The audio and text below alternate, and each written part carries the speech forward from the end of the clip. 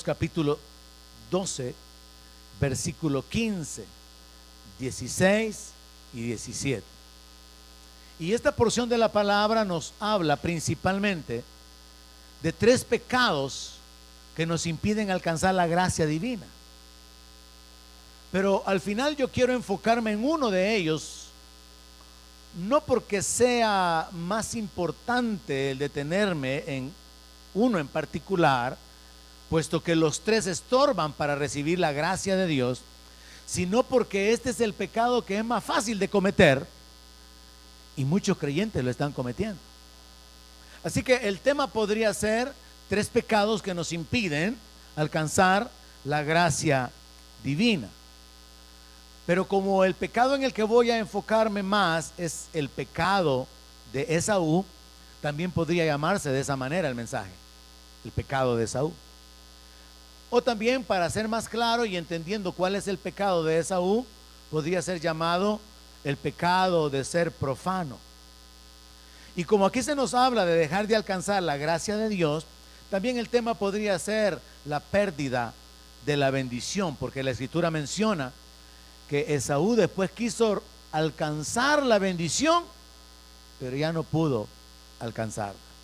Así que vamos a orar para luego comenzar de una manera que se pueda editar bien el mensaje con toda la introducción y la lectura de la palabra de Dios. Vamos a orar, incline su rostro. Padre, te damos las gracias por la vida. Eres tú quien nos da las fuerzas. Eres tú quien nos da el aliento, el que nos sustenta, el que nos sostiene, el que nos protege, el que nos levanta. Tú eres el dador de la vida. Tú eres el Rey eterno, el Rey glorioso, que ha manifestado su amor, su cuidado, su gracia en la vida de cada uno de los que estamos aquí reunidos. Padre, estamos conscientes que cada uno de nosotros es un testimonio de tu misericordia, de tu gracia, de tu bondad. Y por eso esta mañana, Señor, con gratitud en nuestro corazón te hemos exaltado. Y con el entendimiento de que necesitamos de ti, te pedimos, habla nuestro corazón. Levántanos, Señor. Exhórtanos, Señor. Revélanos tu voluntad, tus propósitos.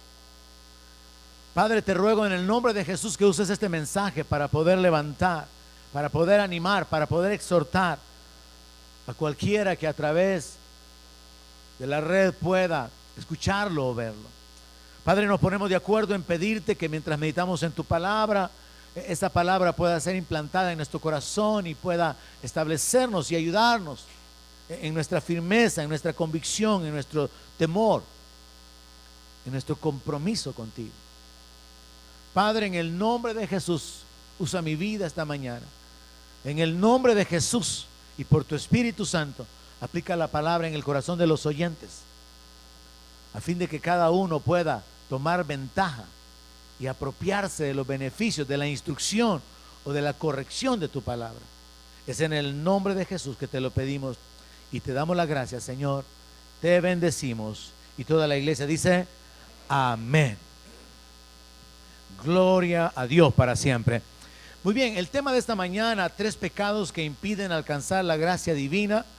La base bíblica, Hebreos capítulo 12, verso 15 al 17. El apóstol Pablo escribió sobre 3 pecados que impiden que los creyentes, que aquellos que son miembros de una congregación, que aquellos que están perseverando en la fe, al final no alcancen la salvación.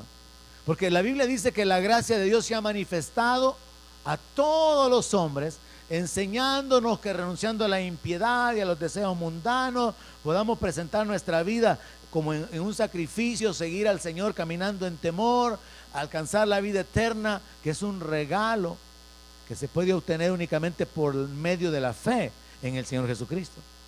Pero muchos no lo van a alcanzar y el apóstol Pablo ve la necesidad de advertir sobre esto. Así que vamos a Hebreos capítulo 12, verso 15, y ahí está escrito de la siguiente manera: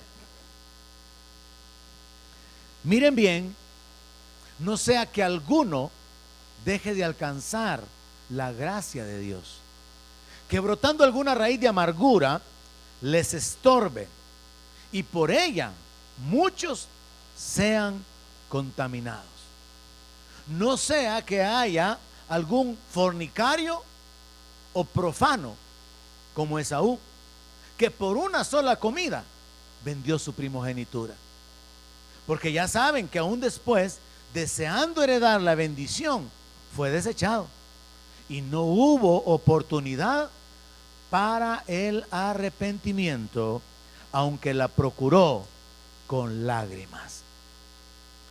Me parece muy interesante el hecho de que el apóstol Pablo ocupara este ejemplo de Esaú y que establezca el pecado de Esaú como uno de 3 pecados que pueden impedir que un creyente, que alguien que incluso por años pudo haber estado en una iglesia, le entregó su vida a Cristo, probablemente hasta sirvió al Señor o desarrolló alguna posición hasta de liderazgo, al final, como dice el apóstol Pablo en otra escritura, siendo heraldo para muchos, él mismo sea eliminado. Pablo ocupa aquí la idea de que algunas personas pueden al final dejar de alcanzar la gracia de Dios, enfocado en 3 pecados: la amargura, la fornicación y el ser profano. Ahora, a mí me llamó la atención y el Señor me inquietó a media semana con respecto a esta escritura, porque el pecado de Esaú es un pecado bien fácil de cometer. La fornicación es un pecado escandaloso. La inmoralidad sexual, los pecados sexuales son pecados abiertamente escandalosos y que causan que muchas personas puedan señalarlos, indignarse por ellos. Pero el pecado que cometió Esaú es un pecado silencioso. Por otro lado, el pecado de la amargura de alguna manera es un tanto visible, porque la persona no tiene paz, puede vivir como con sentimientos de maldad, de venganza, porque ha sido herido, ha sido lastimado. Y entonces, cuando vemos como un todo el pasaje, yo me doy cuenta que el apóstol Pablo está diciendo: miren, tengan cuidado, porque por 3 razones principales, al final ustedes pueden no alcanzar la gracia de Dios que se ha revelado por medio de Jesucristo para que alcancen la vida eterna. Y entonces menciona que la amargura es el primer pecado. Y esto es algo sumamente interesante de entender, porque ¿por qué alguien puede estar o caer en amargura? Porque fue dañado, porque fue herido, porque se cometieron injusticias, porque recibió abusos y no hubo justicia, no fue resarcido o restituido el daño.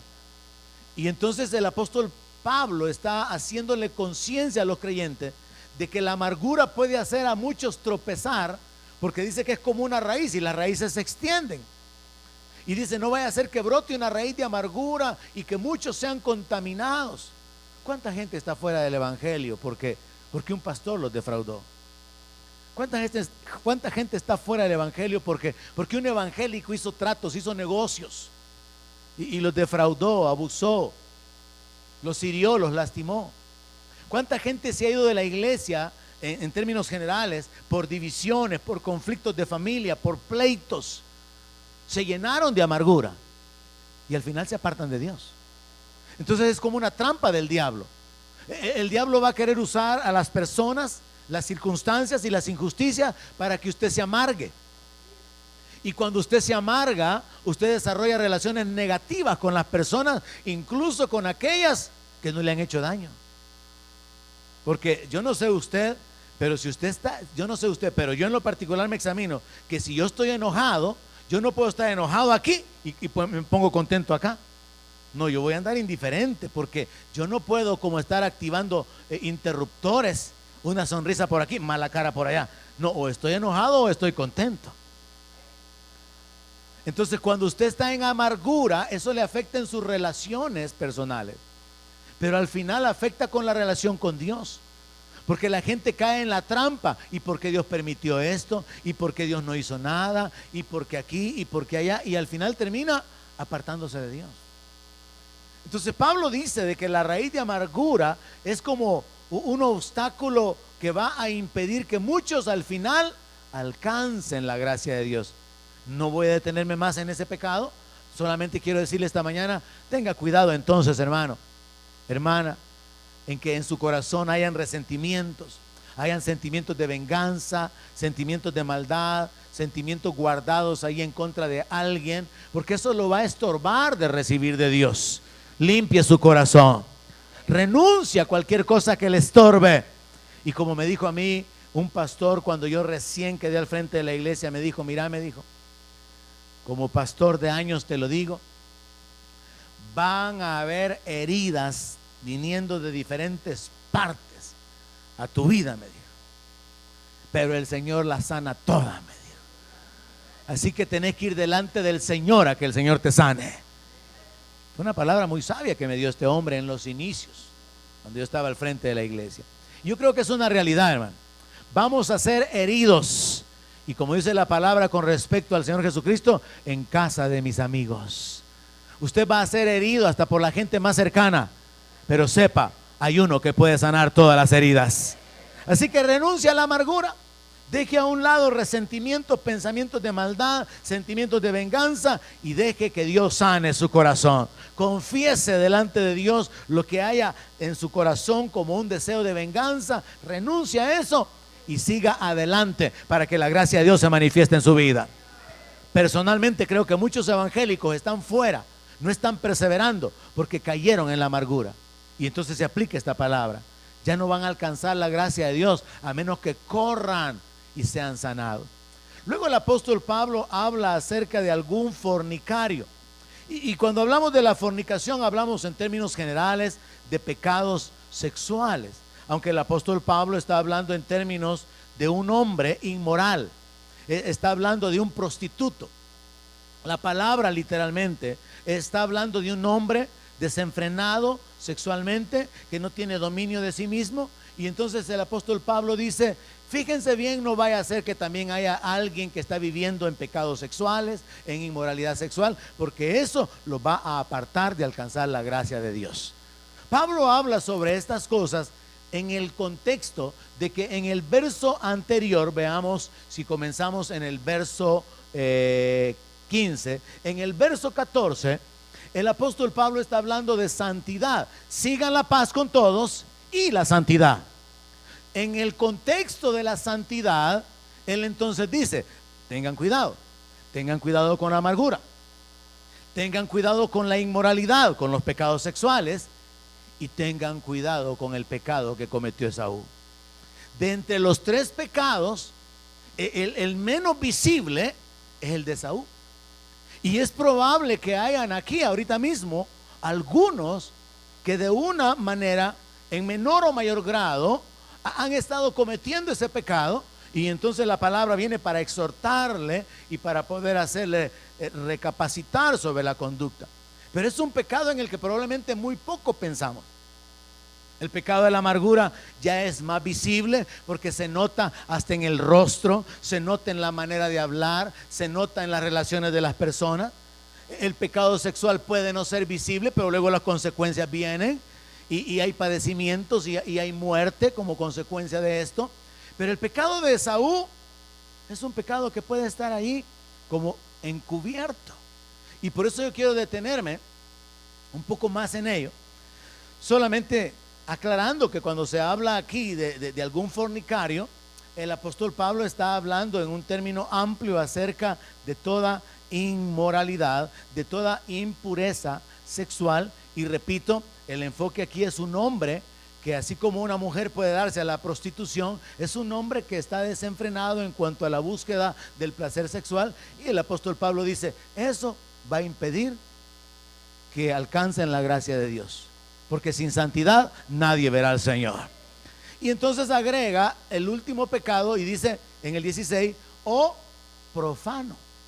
Quizás usted nunca se ha detenido en el significado de la palabra profano, pero lo cierto es que el apóstol Pablo está diciendo que Esaú cometió un pecado, el cual luego se describe diciendo que por una sola comida vendió su primogenitura. Porque ustedes ya saben, dice que aún después, deseando heredar la bendición, fue desechado. Y no hubo oportunidad para el arrepentimiento, aunque la procuró con lágrimas. Cuando yo comencé a estar un poco inquieto con respecto a este pasaje durante esta semana, el enfoque o lo que yo sentía de parte de Dios en cuanto a la dirección del mensaje era que hay muchísimos cristianos que no están valorando la vida eterna que ya nos fue dada por medio del sacrificio del Señor Jesucristo. Muchísimos. Y entonces caen en un nivel de vida de religiosidad, de prácticas, de costumbres espirituales, de costumbres buenas, pero no han llegado al punto de entender la prioridad que debe de tener la comunión con Dios, el reino, la vida eterna. Y entonces es bien fácil cometer el pecado que cometió Esaú. Esaú tenía una posición privilegiada, aunque era gemelo con su hermano Jacob y hasta estaban en el vientre luchando. Él nació primero. Él nació en una posición de privilegio, porque aún según la ley judía, al primogénito le tocaba recibir una doble porción de la herencia. Así que si habían 4 hijos, el papá tenía que dividir toda su herencia en 5 partes y le daba 2 al primogénito. Si habían 3 hijos, dividía en 4 partes todos sus bienes y le daba 2 partes al primogénito. Siempre al primogénito le tocaba el doble. Pero cuando Esaú vendió la primogenitura, él hizo una declaración: ¿y para qué me va a servir a mí la primogenitura? Dijo, menospreciando de esa manera el primer privilegio que él tenía, el privilegio de recibir bienes materiales. Ahora, este pecado, hermanos, es realmente algo que puede llamar nuestra atención, no solamente por lo fácil que es cometerlo, sino por lo insensato, en el caso particular de Esaú, al cometerlo. Porque mire, yo encuentro en la Biblia un montón de personas que así como hay una lista de héroes de fe en el libro de Hebreos, yo estaba pensando inventarme la lista de perdedores en la Biblia. La lista de héroes de la fe, Hebreos 11. Pero la lista de perdedores, Alberto 1, un capítulo así aparte, ¿verdad? Lista de perdedores. Porque en la Biblia resulta que hubo o hay un montón de perdedores, y el que sobresale, hermano, el que se ganó la medalla de oro, es Esaú. Pensemos de esta manera: el rey Salomón perdió el respaldo de Dios, perdió el reino, perdió la comunión con Dios, perdió su relación con Dios. ¿Por qué? Por tener 1000 concubinas, por darse todos los placeres que él quiso tener, según el libro de Eclesiastés, por vivir en deleites, por tener placeres temporales. Entonces Salomón entra en la lista de los perdedores, porque perdió el reino y perdió la comunión con Dios. Podríamos mencionar también a otro rey, podemos mencionar a Saúl. Saúl también tenía el reino, pero por desechar la palabra, por recibir honra de los hombres, perdió la honra que viene del Dios de los cielos, perdió el reino. Y Samuel tuvo que decirle: como desechaste la palabra de Dios, Dios te desecha para que no seas rey. Samuel tuvo que decirle: Dios ha rasgado de ti el reino y se lo ha dado a un prójimo mejor que tú. Saúl entra en mi lista de perdedores.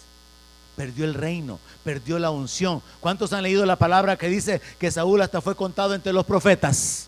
Porque la unción vino sobre su vida.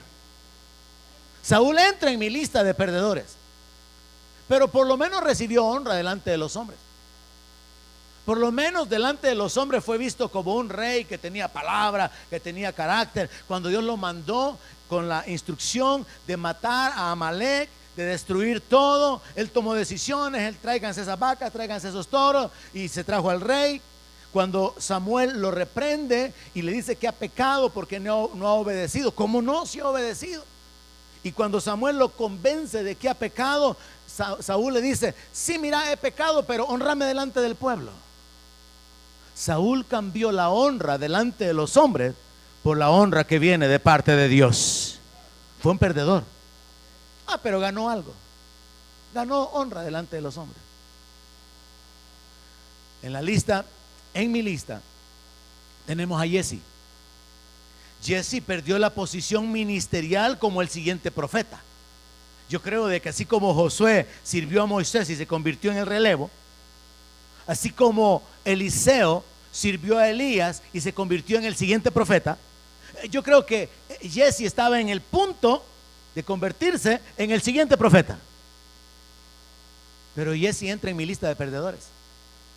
Porque Jesse, por recibir el equivalente a 6,000 monedas de plata y 2 mudadas nuevas, perdió esa posición ministerial, perdió la salud, se llenó de lepra y se la traspasó a toda su descendencia. Jesse está en mi lista de perdedores, pero recibió 6,000 monedas de plata, leproso pero con pisto, pero algo recibió. Leproso pero vestidos nuevos. Entonces Jesse está en mi lista de perdedores que recibieron algo a cambio de lo que perdieron. Sansón, hermano. Sansón perdió la unción. Sansón perdió la visión. Sansón perdió las fuerzas y perdió la vida. Pero disfrutó de la compañía temporal de Dalila. Se enamoró de la mujer y quería que la mujer lo amara, porque literalmente la Biblia dice que Sansón se enamoró de la mujer. Y cuando la mujer lo importunaba, lo presionaba, decís que me amás y no me hablas con la verdad, y lloraba con lágrimas de cocodrilo de Egipto, este hombre decidió cambiar el amor de Dios, el llamado de Dios y el respaldo de Dios, como dice la canción, por el amor de una mujer. De que se las pueden, ¿verdad? Nomás menciona una canción y todos comienzan a sonreír. Todos igual que yo quizás andaban en los bailes, ¿verdad? Entonces Sansón entra en mi lista de perdedores. Perdió la unción, hermano. Perdió la fuerza, perdió el respaldo de Dios. Pero por lo menos estuvo con Dalila unos cuantos meses. Vivió con ella. Estaba enamorado de ella. Se acostaba en sus rodillas. Le sobaba las mechas.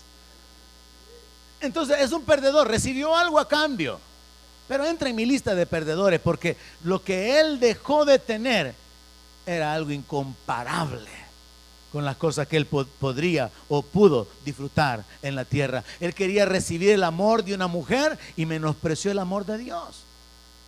Quería tener la atención, el cuidado, el valor dado por una mujer, y no le importó el llamamiento, el respaldo, la posición que Dios le había dado. Así que Sansón entra en mi lista de perdedores. También tengo a Elí, el sacerdote en turno, cuando Samuel fue levantado por Dios. Mire, Elí perdió a sus hijos. Elí perdió su propia vida. Elí perdió el sacerdocio, y el sacerdocio incluso fue cortado de sus descendientes. Porque Dios le dijo, le advirtió sobre su pecado, pero él no hizo nada. Él prefirió favorecer a sus hijos. Entonces Elí entra en la lista de perdedores porque aunque bendijo a sus hijos, aunque favoreció a sus hijos, tolerando los pecados sexuales de ellos, tolerando los abusos que ellos cometían con el pueblo en cuanto a las ofrendas que traían, él favoreció a sus hijos. Y eso fue todo lo que recibió. Pero a cambio de eso perdió el sacerdocio.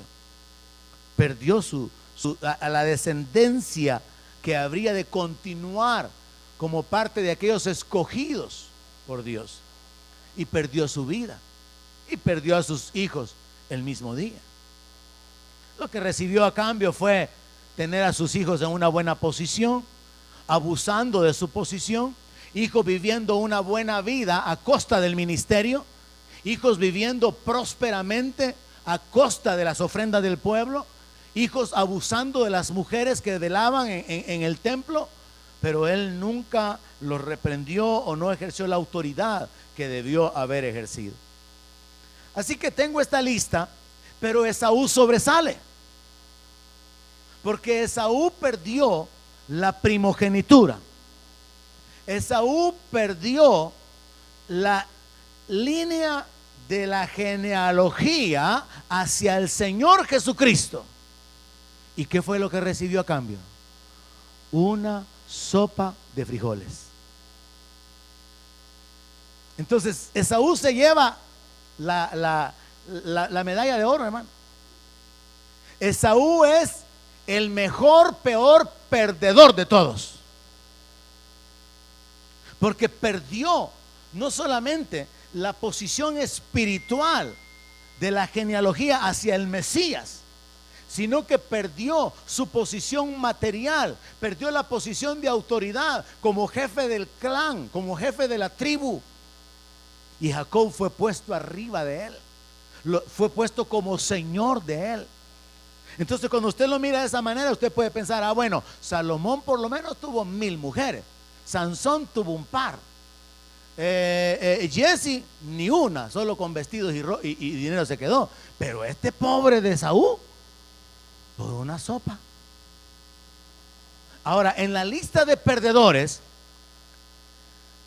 el enfoque sería que nosotros no entremos ahí, porque nosotros, al igual que Esaú, ya tenemos una posición que Dios nos ha dado.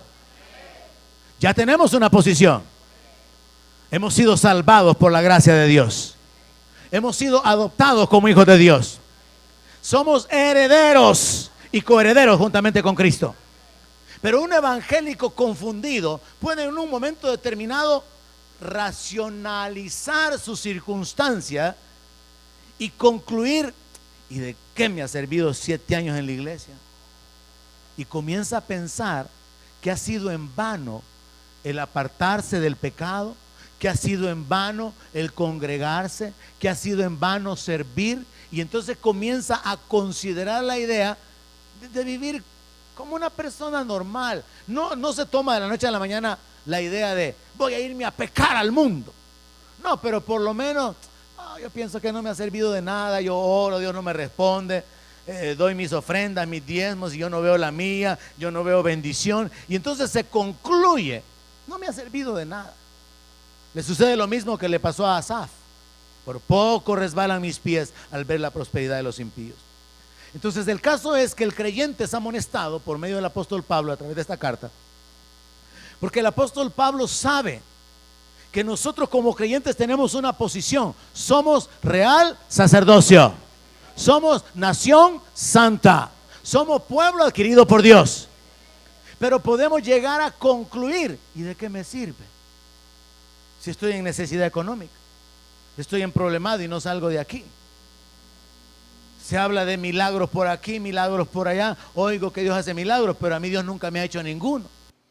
Y entonces la persona puede llegar a concluir que lo mejor que puede hacer es detenerse en su caminar.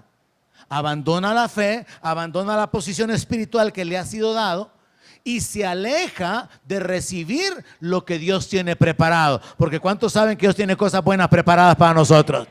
Eso dice la palabra, que cosas que ojo no vio ni oído oyó son las que Dios tiene reservadas para los que le aman. Pero como es un asunto de fe, mientras por un lado tenemos los perdedores que perdieron la presencia, respaldo, unción, bendición y hasta bienes materiales por causa de algo temporal, terrenal, encontramos aquellos que son grandes campeones como Moisés, hermano, que prefirió ser maltratado con el pueblo de Dios a que su nombre estuviera escrito en un jeroglífico o que le construyeran una pirámide con su nombre. Porque ese era el destino de Moisés allá en Egipto, que él estuviera en la línea hacia el trono, que su nombre apareciera ahí como uno de los personajes más importantes de la época. Pero ¿qué hizo Moisés? Moisés menospreció todo eso, porque sabía que había algo mejor. ¿Cuántos saben que hay algo mejor que lo que hay en la tierra, hermano?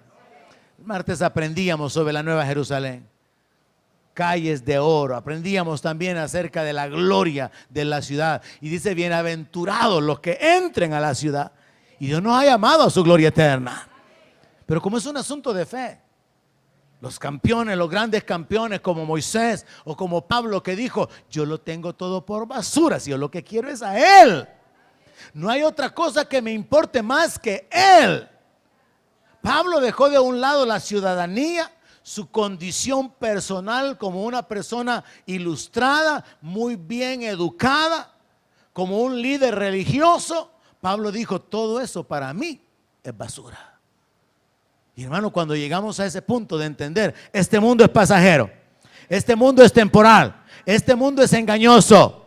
Hay riqueza, sí, y Dios en su bondad nos da las cosas en abundancia para que las disfrutemos. Pero no podemos clavarnos, porque nosotros solamente somos peregrinos aquí. Tenemos que aprender a disfrutar las cosas y hacer canales de bendición con las cosas. Pero tenemos que saber que nuestra patria, nuestra ciudadanía está en los cielos. Eso es lo que a la gente del mundo le suena como terapia. Lavarle el cerebro para hacerlo conformista. No, hermano, yo no quiero gente conformista. Yo quiero gente que camine con autoridad en el nombre de Jesús. Yo quiero gente que aprenda a caminar en victoria, que sepa que la iglesia ha sido llamada a caminar en otro nivel, arriba del nivel del mundo, que caminan como esclavos. Yo no quiero conformistas, religiosos, ignorantes. Quiero hijos de Dios que tienen entendimiento de a qué los ha llamado el Señor. Y si la palabra dice que aún falta la manifestación gloriosa, tenemos que tener la expectativa de que realmente eso va a ser grande, hermano. Una libertad gloriosa, dice el apóstol Pablo, vestidos de gloria en la presencia de Dios. Otro nivel, pues una cosa que nosotros nos quedamos cortos aún para imaginarnos. Pero se requiere fe para volverse un campeón, un vencedor. Porque el perdedor es aquel que al final realmente valora más lo temporal y desecha lo espiritual porque como no lo mira. Desecha lo eterno porque como no lo puede tocar. Pero los más grandes vencedores han sido los hombres de fe. Imagínense la palabra. Dios nunca le dijo a Abraham, mira, le dijo, si me seguís y me sos fiel, ¿sabes qué? Voy a inaugurar un parque memorial y le voy a poner seno de Abraham. No, pero hasta esa honra alcanzó Abraham.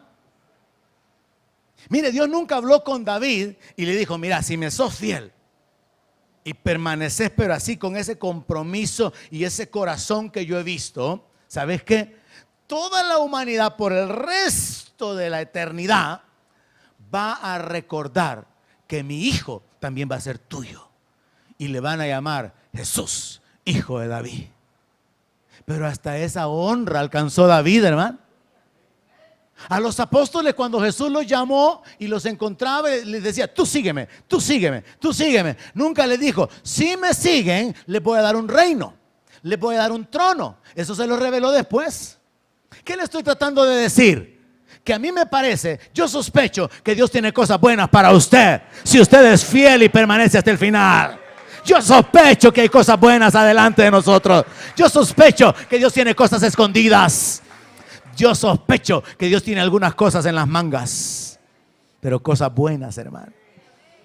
Yo veo cómo Dios ha honrado a los que le creyeron, cómo Dios ha levantado, cómo Dios ha bendecido a aquellos que tomaron actitudes, iniciativas para poder honrarle. A David Dios no le dijo que le construyera una casa, surgió del corazón de David.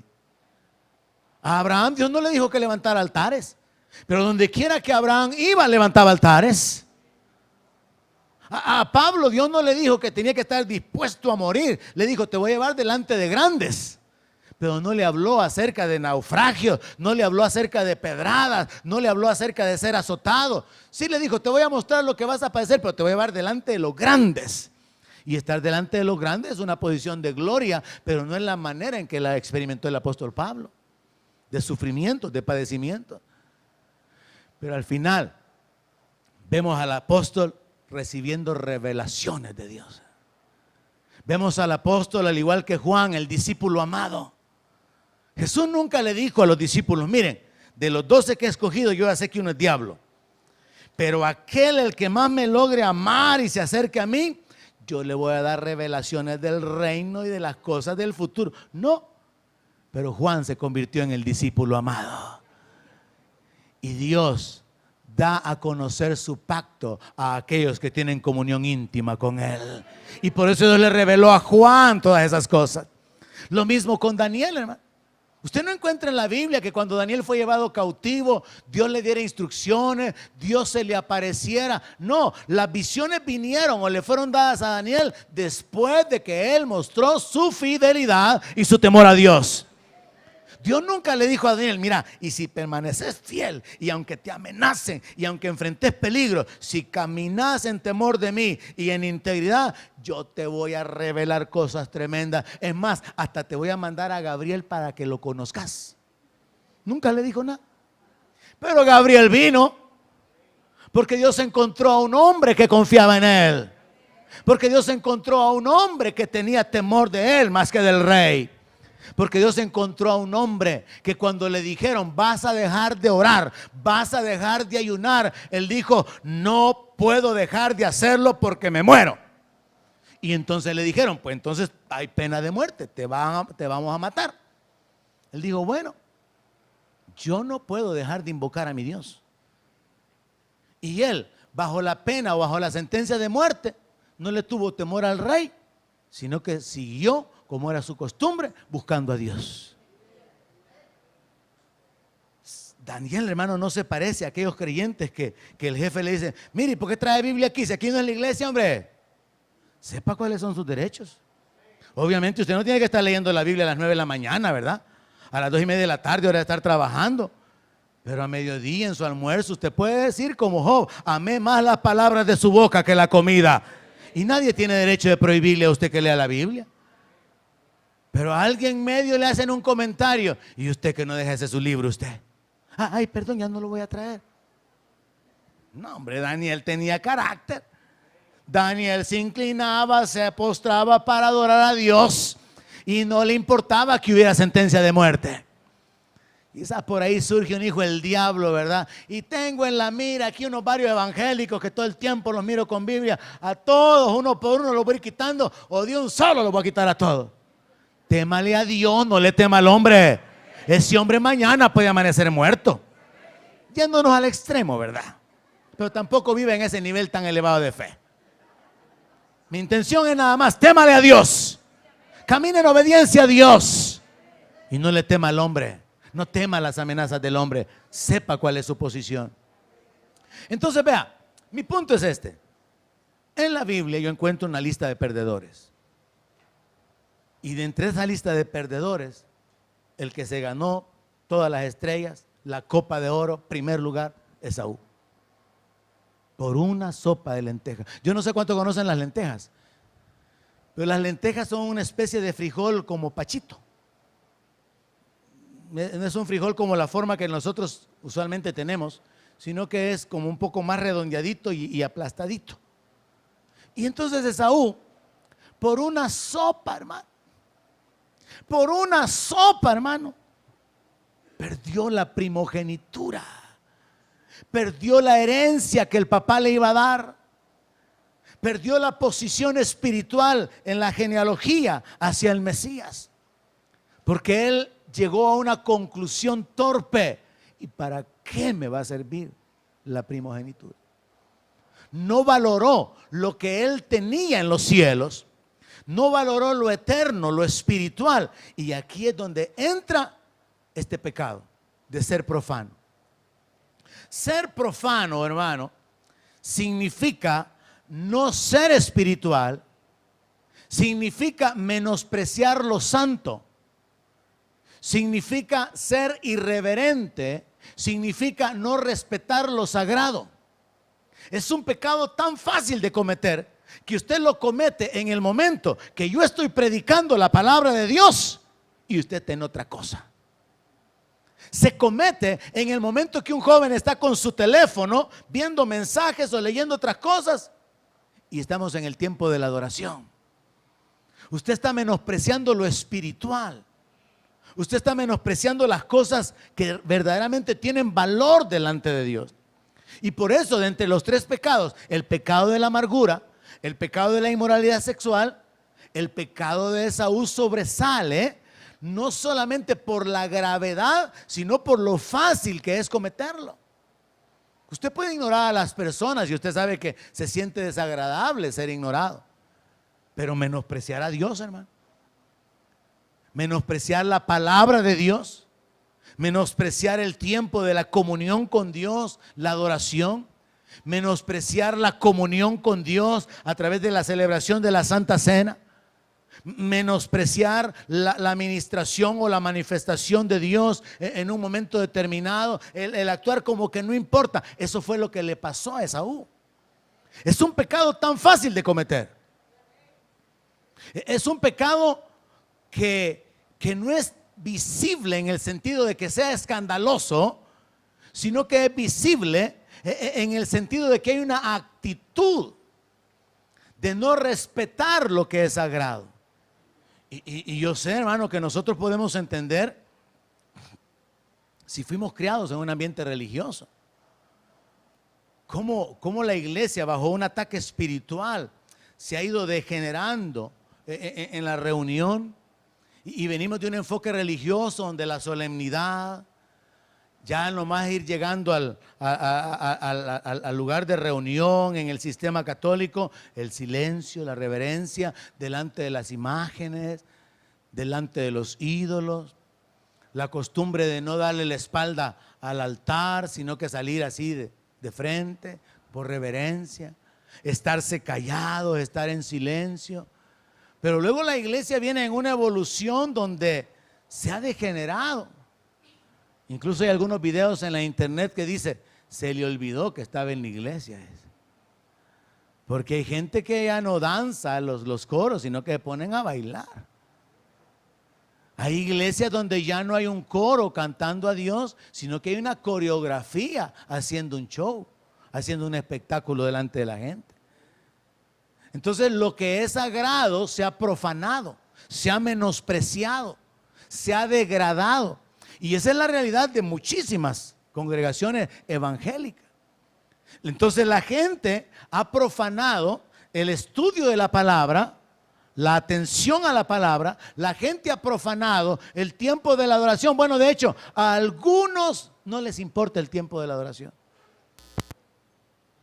Yo siempre, y si puedo hasta cuando me muera voy a resucitar un ratito solo para decirle, le voy a recordar que una hora adorando a Dios no es gran sacrificio, hermano. Si Jesús estuvo colgado por nosotros desde las 9 de la mañana hasta las 3 de la tarde que murió, vergüenza le debería dar a los creyentes que piensan que es demasiado tiempo cantando. Porque Jesús no estuvo cantando 6 horas, estuvo colgado, agonizando con dolor mientras estuvo colgado en la cruz. Así que a mí jamás se le vaya a ocurrir decirme, pastor, muy largo hace los cultos hoy. Oye, ni se le vaya a ocurrir que lo voy a mandar a la cruz.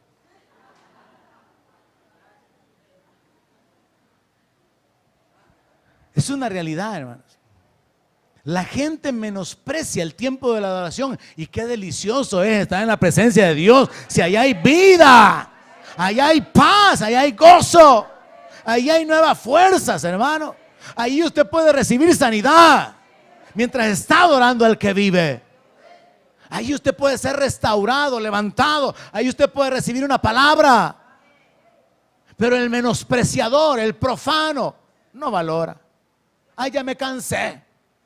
Ya van 5 cantos y están repitiendo otra vez el mismo. Ay, no ha entendido que el Padre busca adoradores. Tenga cuidado de menospreciar la adoración. Tenga cuidado de menospreciar la palabra. Tenga cuidado de menospreciar el tiempo de la comunión, cuando se celebra la Santa Cena, de la imposición de manos, de la oración por otros. Tenga cuidado de menospreciar las cosas espirituales. Ese fue el pecado de Esaú. Y al final terminó perdiéndolo todo. El menospreciar, hermano, todo aquello que es sagrado causa consecuencias eternas. En la Biblia podemos encontrar que lo que le pasó a los hijos de Aarón fue que Dios ya había dado instrucciones con respecto a la mezcla y los elementos que tenían que usarse para hacer el perfume, el ungüento, el incienso que se quemaba en el tabernáculo. Dios había dado hasta la medida exacta y la combinación de los elementos. Pero ¿qué pasó con los hijos de Aarón? Ellos crearon una fórmula que Dios no había mandado. Menospreciaron la fórmula de Dios y crearon una fórmula personal. Y esa es la palabra que Dios los mató, dice. Porque no tuvieron temor de Dios. Porque menospreciaron el mandato. Uno puede ser un profano cuando uno menosprecia la palabra, cuando menosprecia el mandato. Saúl menospreció la palabra de Dios. Dios le dijo, destruye todo. Y él, cuando Samuel viene a su encuentro, le dice, lo saluda, bendice a Samuel y le dice, he cumplido la palabra de Jehová. Y ese balido que oigo, es que mira, hay unos toros así de grandes, los trajimos, los queremos presentar como ofrenda especial a Dios. Y Samuel le dice, ¿y que te pidió ofrenda especial Dios? Pues Dios lo que te dijo era que lo mataras. No, pues sí, pero es que el pueblo donde los vio así bien hermosos, ¿verdad? Entonces pensó que lo vamos a ofrecer en sacrificio a Dios. Y el rey, le perdone la vida. Yo creo que vamos a tener un tratado comercial, de libre comercio. Y pues vamos a ser amigos, tal vez hacemos una alianza. Y entonces Samuel tiene que decirle, has desechado la palabra de Dios. Usted menosprecia a Dios cuando usted sabe lo que está escrito, pero usted hace lo que a usted le da la gana. Esta es la máxima expresión. Que Dios me perdone, pero yo no lo perdono y no puedo ni verlo pintado. ¿Y cómo Dios lo va a perdonar a usted? Si Dios ya dijo que si usted no perdona, usted no va a ser perdonado. Y usted está poniendo una nueva regla. Que Dios me perdone, pero no lo puedo perdonar. Sin vergüenza doble el que habla de esa manera. Porque conociendo la palabra quiere hacer un artículo, un inciso especial para él. Cuando usted conoce la palabra y usted la desobedece, usted está profanando la palabra de Dios. Por eso es que el apóstol Pablo viene y nos hace ver, el convertirnos en profanos puede causar que no alcancemos la gracia de Dios. El menospreciar congregarse por A o B razón. Yo entiendo, mire, hagamos algo. Usted va a tener derecho a faltar 3 veces el otro año. Ya si se pasa de 4 lo voy a llamar reconcilio. Y eso solo porque mi esposa me dijo, es que no hay que ser muy religioso. No, yo quiero enfocarlo de esta manera. Yo tengo esta convicción y esta conclusión. El que no quiere congregarse cuando puede, después no puede congregarse cuando quiere. Y cuando usted no se congrega pudiendo hacerlo porque por alguna razón movió el culto para hacer esto, mire, es entre usted y Dios.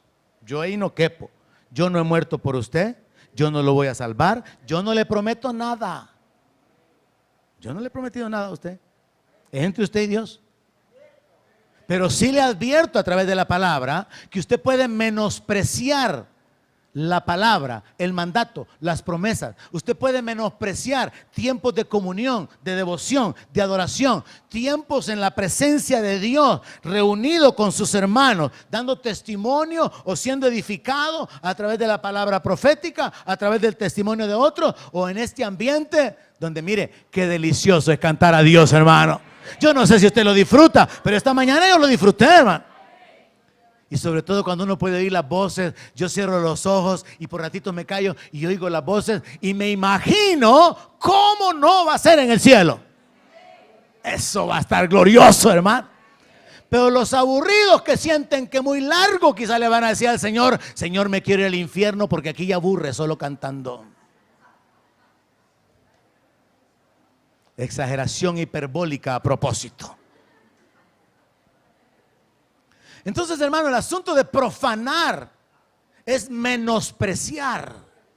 Usted menosprecia a Dios, agárrelo si le corresponde, si no, no. Usted menosprecia a Dios cuando pudiendo congregarse, pone otras cosas en el momento de congregarse. ¿Sabe por qué? Porque es como Es como lo que yo le digo a algunos hermanos que tienen su propio negocio. Mire, le digo yo, pero usted es un jefe negrero, ¿verdad? Ni siquiera se da permiso para venir temprano al culto. ¡Qué bárbaro, explotador! No, hombre, que Dios lo juzgue.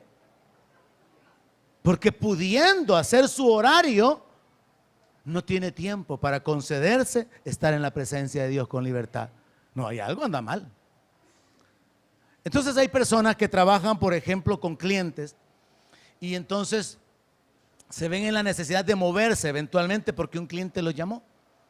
Y les digo yo a veces a personas que caen en esta calificación de que dejan el reino, el ministerio o congregarse por cuestiones de trabajo, les digo yo, ¿y qué hace usted cuando usted ya va de camino a atender un cliente y otro cliente le llama? ¿Qué hace? Le dice, fíjese que ahorita no puedo, porque ahorita voy de camino a resolverle un problema a un cliente.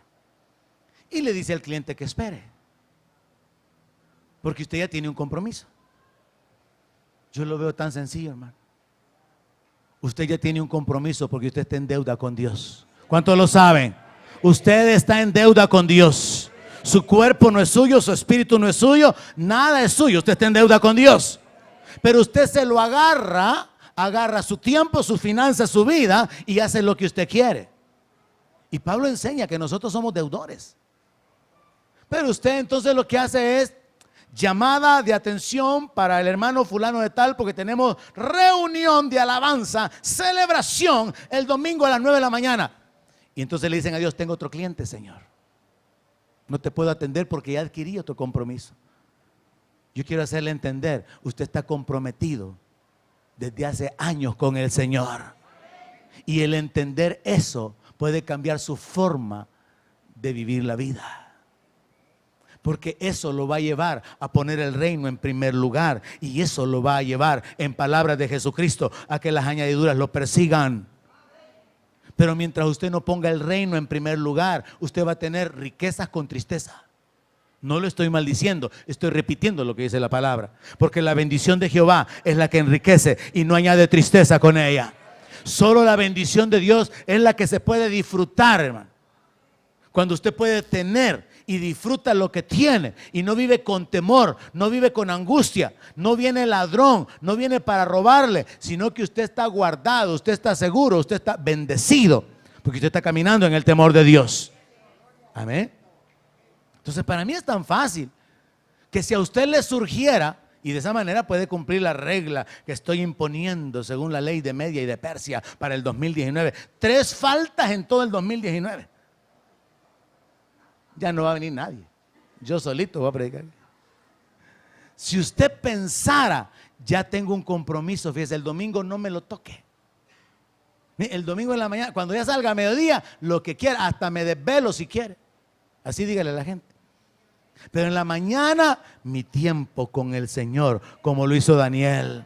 Daniel lo hizo bajo pena de muerte. Y usted lo hace bajo pena de un pescado en la playa, bajo pena de un rancho que su comadre que viene de los Estados Unidos le ha prometido que ya tiene alquilado y que no le vaya a fallar porque mire que allá el tiempo viene. Que Dios le ayude, hermano. Y ahí mejor no me meto. Yo le dije el domingo pasado, prefiero caerle mal diciéndole la verdad que caerle bien diciéndole mentiras. Es muy fácil caer en este pecado de menospreciar lo sagrado, de menospreciar a Dios. Y quizá uno hasta puede decir, no, yo no estoy menospreciando a Dios. No, si yo mi fidelidad, mi corazón, mi entrega. Júzguelo delante de Dios. Dios a través del profeta Malaquías, capítulo 1, verso 6, dijo esto. Dios lo dijo. El hijo honra al padre. El siervo honra a su señor. Y Dios le pregunta a Israel, si yo soy padre, ¿dónde está mi honra? Y si yo soy Señor, ¿dónde está mi temor? Dios les está diciendo, ustedes ni me temen, ni me aman, ni me honran, ni me obedecen. Pero dicen que yo soy el Señor. Dicen que yo soy su Padre. Y se los dice a los sacerdotes, a los líderes que menospreciaban su nombre. Y ellos todavía le preguntan, ¿Y en qué hemos menospreciado tu nombre? Esta es la pregunta que cada uno puede hacer, Señor. ¿De qué manera te he menospreciado? En cuanto a congregarme, en cuanto a la lectura de la palabra, no lee la palabra mientras no viene a la iglesia. En cuanto a la adoración, adora, pero entre que adora y no adora. En cuanto a la atención a la palabra de corazón para poder obedecerla, Dios le responde en el verso 7, en que ofrecen sobre mi altar pan inmundo. Y dicen, ¿y en qué te hemos deshonrado? En que piensan que la mesa de Jehová es despreciable. Mire cómo se deshonra y cómo se puede pecar contra Dios con lo que se hace de una manera incorrecta y con lo que se piensa con respecto a lo sagrado. Con lo que se hace, ofrecen sobre mi altar pan inmundo. Yo quiero recordarles, es muy importante que como parte de nuestra relación con Dios y en obediencia a los principios espirituales, honramos a Dios con nuestros bienes. El diezmo no es una ley, es un principio espiritual de bendición. Las ofrendas no son limosnas. Dios no necesita dinero. En realidad el dinero siempre se utilizó tanto en el Antiguo Testamento como en el Nuevo para el sostenimiento de los ministros, para el sostenimiento del culto, para la realización del culto y para todos los instrumentos o elementos necesarios. En el Antiguo Testamento para las vestiduras de los sacerdotes, para los utensilios en el templo, para construir el templo, para reparar el templo, en el caso del tabernáculo, para levantar el tabernáculo, para todos los utensilios, las ollas, los altares y todo lo que había que construir. El dinero siempre fue entregado como un acto de obediencia para desarrollar el culto. Y es lo mismo ahora.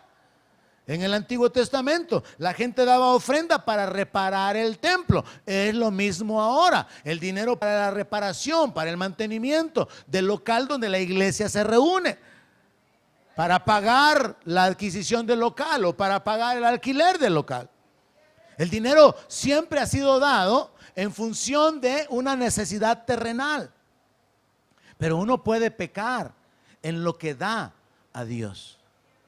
Ananías y Zafira pecaron porque mintieron. Ellos pudieron no haber dado nada. Y yo hago la broma y una hermana dice, amén, hermano, es verdad. Hago una broma y digo, quizás hasta el día de hoy estuvieran vivos y no hubieran mentido. Amén, hermano, me dice hermano.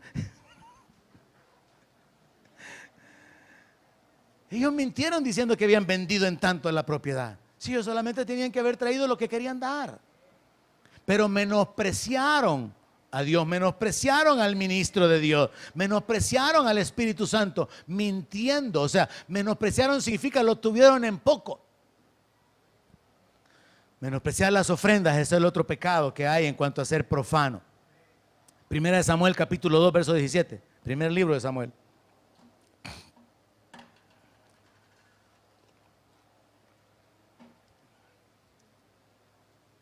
La historia ahí es un poco larga.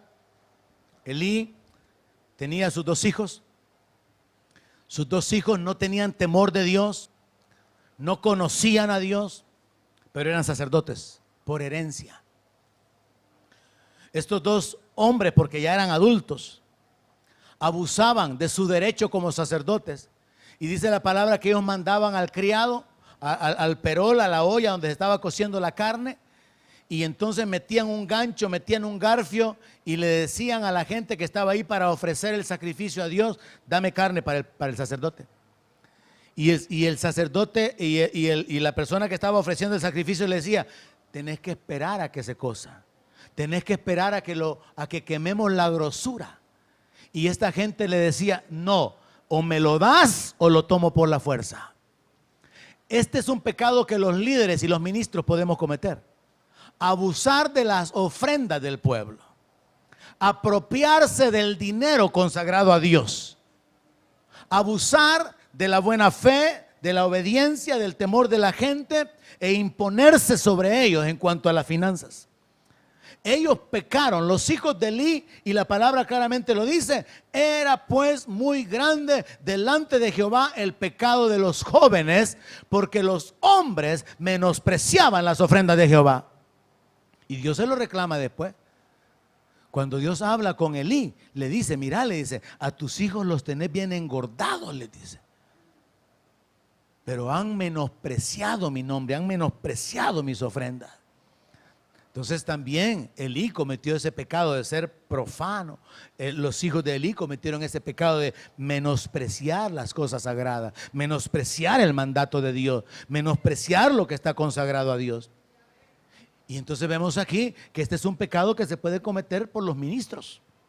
Abusar de las ofrendas, apropiarse de las ofrendas. A mí varias personas que han estudiado en el ministerio de enseñanza han venido con una consulta en cuanto a lo económico y a veces se resumen lo mismo. Pastor, ¿qué puedo hacer? Yo soy miembro de la iglesia tal, soy parte de las personas que cuentan las ofrendas, pero fíjese que por años las ofrendas se cuentan, se anotan en un papelito y se le da el dinero al pastor y el pastor a saber qué hace el dinero. Abuso, menospreciar las ofrendas, el tomar el dinero que debe de ser usado con sabiduría y en temor de Dios para que el ministerio avance, usado de una manera personal o familiar. Eso es un pecado de menospreciar las ofrendas. Pero también es un pecado cometido por el pueblo. Malaquías 1:13. Usted menosprecia a Dios cuando usted tiene y no le da, porque lo que usted tiene Dios se lo dio. Y Dios dice en Malaquías, ahí lo busca en su casa, maldito el que teniendo ofrece pero no cumple. Dios habla acerca de aquel que teniendo dice que no tiene, porque Dios a cada uno bendice de acuerdo a sus siembras. Dios a cada uno bendice de acuerdo a sus propósitos, porque la Biblia habla acerca de que el que reparte con liberalidad, la Biblia habla acerca de diferentes funciones, de administrar, de presidir, de sostener, y Dios va a usar a cada uno en diferentes funciones. Y en Malaquías capítulo 1:13, Dios hablando a través del profeta dice, ustedes también han dicho, qué fastidio es esto, y me desprecian, dice Jehová de los ejércitos, y traen lo que se han robado, lo cojo, lo enfermo, y presentan ofrenda. ¿Aceptaré yo eso de su mano? Dice Jehová. Dios reprende al pueblo, porque le están trayendo el animal ciego, el animal que tiene la pata quebrada, y le dice, regálenselo a su príncipe, a ver si su príncipe se siente honrado. Yo le contaba a los hermanos ayer algo que nos pasó con mi esposa hace muchísimos años, ya ni recuerdo ni en qué año. Ella bien contenta me dice, mira, me dice un hermano que nos trajo una bicicleta para el niño, me dijo, para el más grande, para Jonathan. De verdad, le dije, yo contento porque yo no había podido comprarle bicicleta al niño. Y entonces, al rato mi esposa, mira, me dice, pero la bicicleta tiene las llantas pinchadas, me dice. El timón está tapando, me dice. La cadena está oxidada y como que está quebrada, me. Y el timón como que se le ha destrabado, me. Frenos no tiene, me dijo. Vale. Yo no quise, pero ni ver la bicicleta. Me sentí tan agraviado, nunca la vi. No, hombre, le dije yo. Entonces eso es como un ejemplo cuando Dios le dice al pueblo de Israel, regálale a tu príncipe una oveja con la pata quebrada, a ver si se siente agradado. Regálale una oveja choca. Eso es lo que estaban haciendo con Dios. Traían los animales arruinados.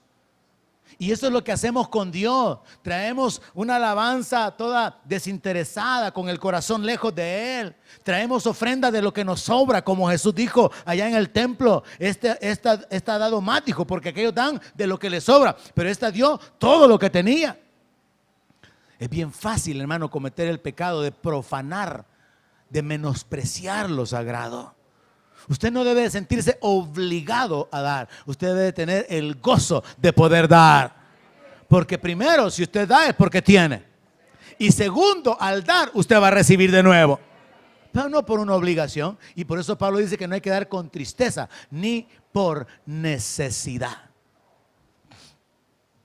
Usted puede menospreciar la palabra, un consejo bíblico. Usted puede menospreciar un mandato que esté escrito en la Biblia. Usted puede no atender la predicación mientras está enseñando. Y puede pasar meses y meses aquí en la iglesia, pero no atiende, no oye. Su corazón no está abierto para recibir la palabra. Eso es el pecado de Saúl. Menospreciar lo sagrado. Estamos en un tiempo de oración, usted se sale. Estamos en un tiempo de adoración, le llaman por teléfono, a usted le es más importante contestar el teléfono que seguir en comunión con Dios.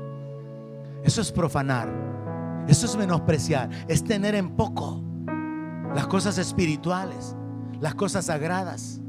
Es un pecado muy fácil de cometer y de muchísimas maneras. Menospreciar la palabra profética. Se le da una palabra, es para su vida, pero con el tiempo viene la duda, la inquietud. Y hay mucha gente que anda en el mundo y comenzaron a menospreciar lo sagrado y al final terminaron afuera y dicen: no, si a mí hasta palabra profética de un llamado me habían dado. ¿Y qué pasó? La menospreció. Yo recuerdo, hermano, las palabras proféticas que a mí me dieron. Y si estoy aquí hasta el día de hoy es porque he decidido creer. Y como dice el apóstol Pablo a Timoteo, milita conforme a las palabras que te fueron dichas. O sea, vive, permanece, aférrate a eso. Pero hay quienes han menospreciado la palabra profética. Es algo sagrado, es algo que vino de Dios. No lo han hecho a un lado. Han menospreciado el mandato, han menospreciado la promesa, han menospreciado la instrucción dada por Dios. Mi llamado esta mañana para concluir, hermano, es: no menosprecie la adoración. No menosprecie el mover de la unción en un tiempo de ministración. No menosprecie la oportunidad de congregarse, de reunirse, de tener ese tiempo de libertad en la alabanza, en la adoración. Sabe, de alguna manera me sentí un tanto, es uno de los puntos que me movieron a cambiar el esquema de que, bueno, cortemos la alabanza y después vamos con la palabra y después la adoración, para que los que vienen tarde tengan la oportunidad de ir delante de la presencia de Dios. No debería de ser así. Debería de ser de esta manera. Un día podíamos comenzar con la palabra de un solo, y los que vienen tarde se perderían la palabra. Todo el tiempo el esquema siempre ha sido la alabanza y la adoración y luego la palabra, y los que vienen tarde se pierden la alabanza y la adoración. Y esa es una cosa, hermano, en todas partes. En Estados Unidos los pastores me han dicho lo mismo. Hay gente que llega solo a la palabra.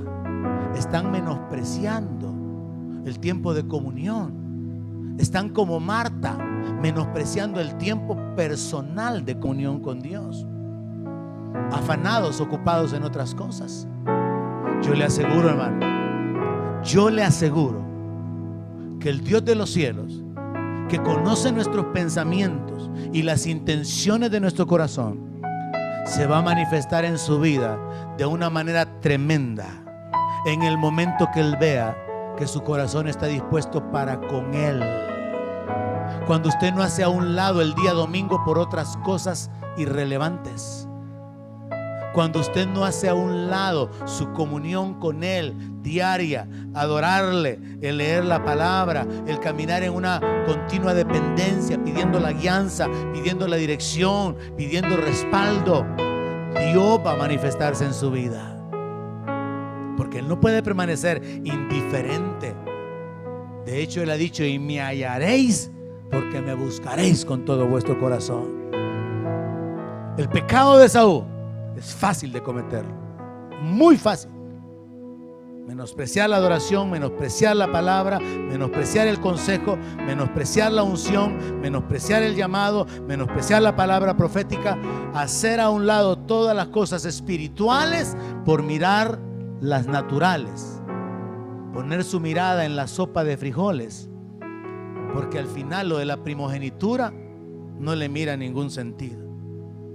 Poner a un lado la gloria eterna, el llamamiento hacia el reino, la herencia, porque como no lo mira ni lo puede tocar, pero hacer billetes aquí sí puede. Ocuparse de las cosas naturales aquí, eso es algo fácil, visible, palpable. Y más vale pájaro en mano que un ciento volando. Es fácil. Es fácil. El pecado de Esaú es grave. Y después dice la palabra que quisiendo heredar la bendición, aunque lloró, ya no la pudo conseguir. Y la sentencia es esta: muchos creyentes, después de que se han alejado del Señor, estuvieron sirviendo, estuvieron ministrando, tenían un llamado, hasta se les impuso mano, hubo una palabra profética, se apartaron del Señor. Llega un tiempo, ya no van a volver. Y después, cuando quieran volver, ni aunque vengan llorando, van a poder encontrar la restauración. Porque la palabra dice que hay que buscar a Dios en tanto puede ser hallado. O sea que hay un tiempo.